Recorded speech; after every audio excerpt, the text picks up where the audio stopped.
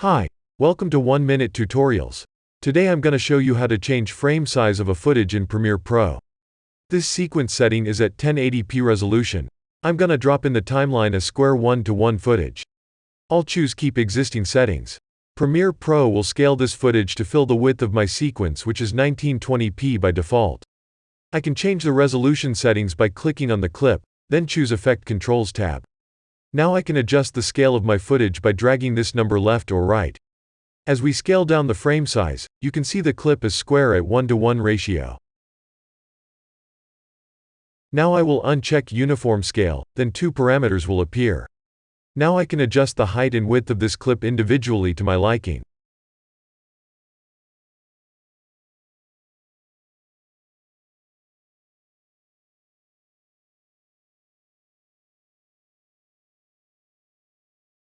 You should also adjust the position of the clip so everything aligns properly.